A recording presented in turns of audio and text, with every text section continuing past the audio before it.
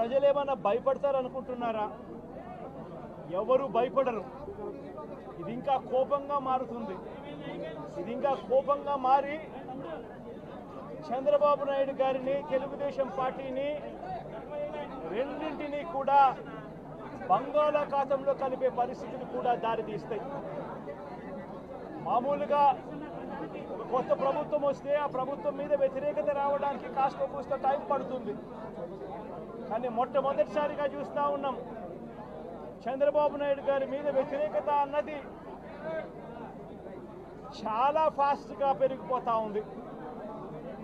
నిజంగా ముఖ్యమంత్రిగా ఉన్న వ్యక్తి గవర్నెన్స్ మీద ఫోకస్ పెట్టాల్సింది పోయి ఏం చేస్తూ ఉన్నాడు అన్నది ఒక్కసారి తనను తాను ప్రశ్నించుకోవాలి అని అడుగుతా ఉన్నా.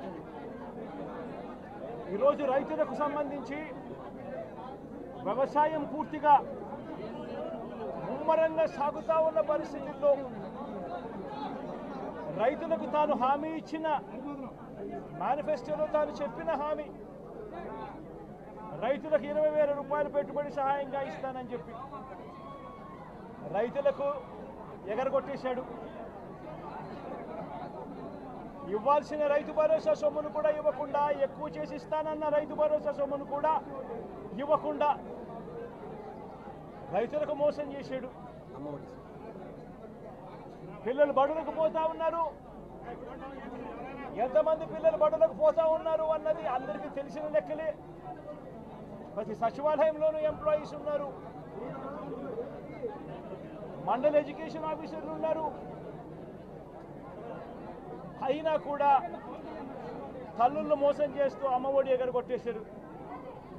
ప్రతి పిల్లాడికి ఇస్తాను అని ఎన్నికలప్పుడు చెప్పిన హామీ నీకు 15,000, నీకు 15,000, నీకు 15,000, నీకు 15,000 అని చెప్పి ఆ ప్రతి పిల్లాడిని చూపించి ఇస్తాము అని చెప్పి ఆ పిల్లలను మోసం చేశారు. ప్రతి అక్క చెల్లెమ్మలను మోసం చేశారు. తల్లులకు అమ్మఒడి ఇస్తామని తల్లుల దగ్గర నుంచి మొదలెడితే ప్రతి తల్లికి 18 సంవత్సరాలు నిండిన ప్రతి అమ్మాయికి, ప్రతి అక్కకు, ప్రతి చెల్లెమ్మకు నెలకు 1,500 రూపాయలు ఇస్తామని చెప్పి వాళ్ళను మోసం చేశారు. ఈరోజు ఫీజు రీయింబర్స్మెంట్ తీసుకుంటా ఉన్న పిల్లలు జనవరి, ఫిబ్రవరి, మార్చి క్వార్టర్ ఫీజులు రాలా. ఏప్రిల్, మే, జూన్ ఫీజులు, రెండో క్వార్టర్ కూడా ఫీజులు రాలా.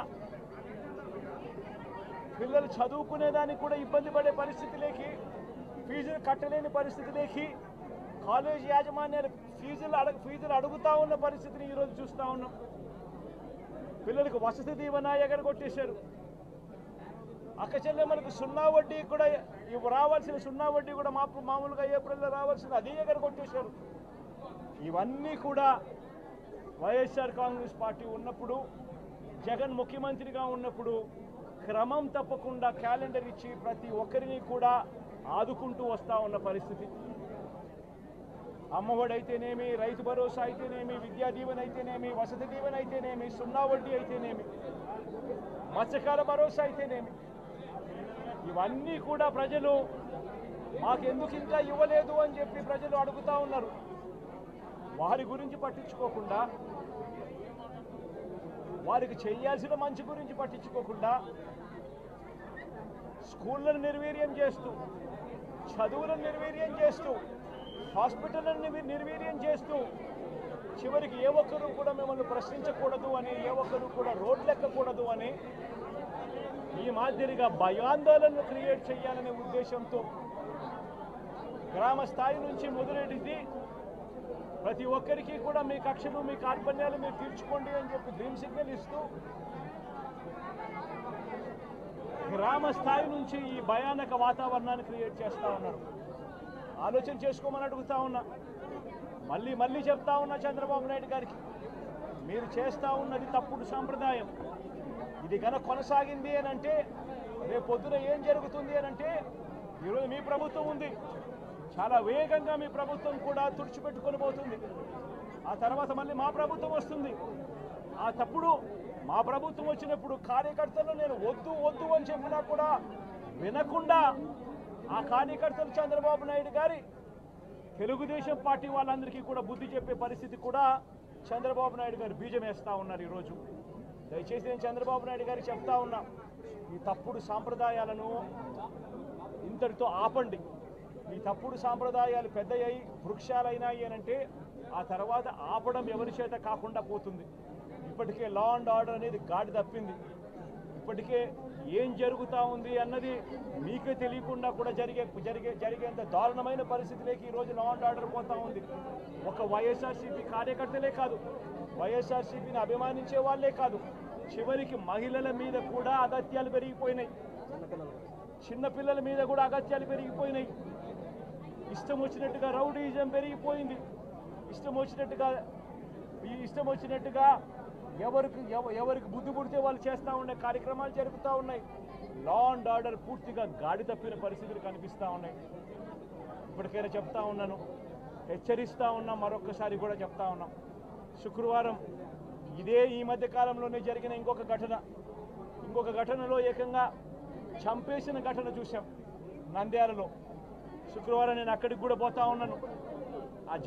ఆ ఘటనను కూడా ఒకసారి రాష్ట్రం దృష్టికి, దేశం దృష్టికి కూడా తీసుకొని పోయే ప్రయత్నంలో భాగంగా అక్కడికి కూడా వెళ్ళి జరిగిన అగాత్యం, జరిగిన అన్యాయం అక్కడ కూడా హైలైట్ చేసే కార్యక్రమం కూడా చేస్తాం.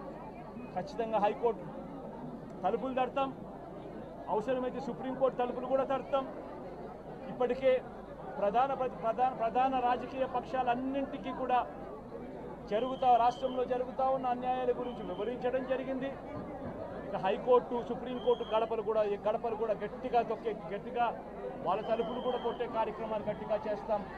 రాష్ట్రంలో జరుగుతూ ఉన్న ఈ అన్యాయాలు, ఈ ఆక్రందనల మీద ఎందుకు ప్రెసిడెంట్ రూల్ విధించకూడదు అని చెప్పి కూడా గట్టిగా వాళ్ళని అడిగే కార్యక్రమం కూడా చేస్తాం. గవర్నర్ గారిని కూడా ఈ విషయంలో కలగజేసుకోవాల్సిన అవసరం ఉంది అని చెప్పి కూడా గవర్నర్ గారిని కూడా ఈ సందర్భంగా విన్నపిస్తూ ఉన్నాం. ఇవన్నీ కనీసం మీరన్నా సుప్రీంకోర్టు జడ్జిగా పనిచేశారు, కనీసం మీ సమక్షంలో మీరు ఉండగానే ఇవన్నీ ఈ రాష్ట్రంలో జరుగుతూ ఉన్నాయి.